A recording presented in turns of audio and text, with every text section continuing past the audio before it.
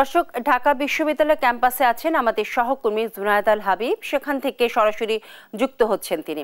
জুনায়েদ, নির্বাচন নিয়ে শিক্ষার্থীদের কি ধরনের উৎসাহ উদ্দীপনা আপনি দেখতে পাচ্ছেন?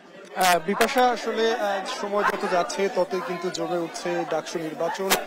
আপনারা দেখতে পাচ্ছেন যে ডাকসু নির্বাচনে ছাত্রদলের পক্ষ থেকে যে জিএস প্রার্থী ভিপি প্রার্থী রয়েছেন আবিদুল ইসলাম খান, তিনি এই মুহূর্তে আসলে শহীদুল্লাহ হলে রয়েছেন এবং তিনি এই হলের মসজিদে নামাজ আদায় করেছেন। নামাজ আদায় শেষে তিনি শিক্ষার্থীদের সাথে কুশল বিনিময় করেছেন এবং মসজিদ থেকে তিনি মাত্র বেরিয়েছেন এবং আমরা যতটুকু জানতে পেরেছি তিনি হলের ভেতরে প্রবেশ করবেন, শিক্ষার্থীদের সাথে দেখা করবেন। যদিও আসলে বলে রাখি, এখনো আনুষ্ঠানিকভাবে প্রচারণা শুরু হয়নি। আনুষ্ঠানিক প্রচারণা শুরু হবে 26 তারিখে।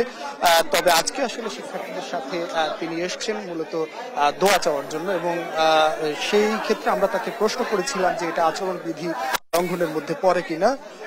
তবে তিনি বলছেন যে যেহেতু তিনি আসলে ভোট চাচ্ছেন না, দোয়া চাচ্ছেন, সেক্ষেত্রে তিনি আচরণবিধি লঙ্ঘন করছেন না বলে কিন্তু আমাদের কাছে দাবি করেছেন। তো তিনি, আমরা দেখছি যে আসলে গণমাধ্যমের সাথে কথা বলবেন, তবে তিনি কি বলবেন বা গণমাধ্যমের কাছে সে বিষয়টি আমরা আপনাদেরকে জানিয়ে দিব। তো বিপাশা, একটু বলে রাখি, আজকে সকালে আপনি জানেন যে গতকাল প্রাথমিক তালিকা প্রকাশ করা হয়েছে, বৈধ প্রার্থীদের তালিকা প্রকাশ করা হয়েছে। সেখানে 462 জনকে বৈধ প্রার্থী হিসাবে ঘোষণা করা হয়েছে এবং 47 জন প্রার্থী বিভিন্ন ত্রুটিপূর্ণ প্রার্থী হিসাবে উল্লেখ করা হয়েছে। তো তাদের মধ্যে আমরা দেখেছি যে আজকে সকালে যেই ত্রুটিপূর্ণ প্রার্থীরা রয়েছেন, যাদের নাম তালিকায় আসেনি, তারা কিন্তু রিটার্নিং কর্মকর্তার কাছে গিয়ে আবেদন করেছেন এবং তাদের সেই আবেদন পুনর্বিবেচনার আশ্বাস কিন্তু দেওয়া হয়েছে প্রধান নির্বাচনী কর্মকর্তার পক্ষ থেকে। তিনি আমাদেরকে যেমনটা জানিয়েছেন, বলছেন যে আগামী 24 তারিখের মধ্যে এই প্রার্থীদের আসলে যে আবেদন সেটি যাচাই বাছাই শেষে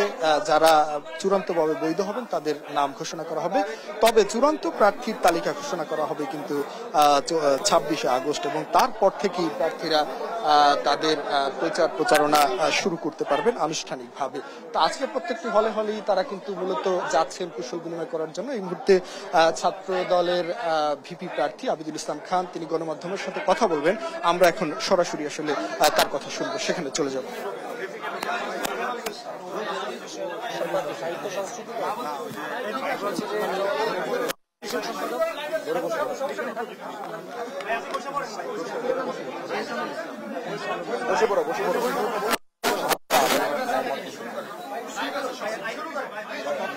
আপনার নাম বলে নাম বলার দরকার নেই,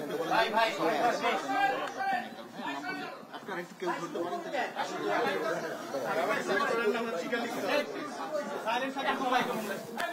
বিসমিল্লাহির রহমানির রহিম।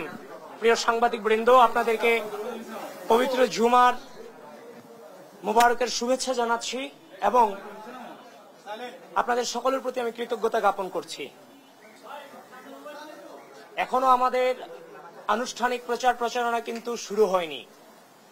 তো যেহেতু বিশ্ববিদ্যালয়ে ভিপিজিএস এজিএস ডাকসু নির্বাচনকে কেন্দ্র করে প্রত্যেকটা প্যানেলেরই ভিপিজিএস এজিএসরা ক্যাম্পাসে পদচারণা করছেন, আপনারাও আমাদের প্রত্যেকটা মুহূর্তের অবস্থান সম্পর্কে জানার জন্য আগ্রহ প্রকাশ করছেন। যারই ফলশ্রুতিতে আমরা জানিয়েছি যে আমরা আজকে শহীদুল্লাহ হলে নামাজ পড়ব।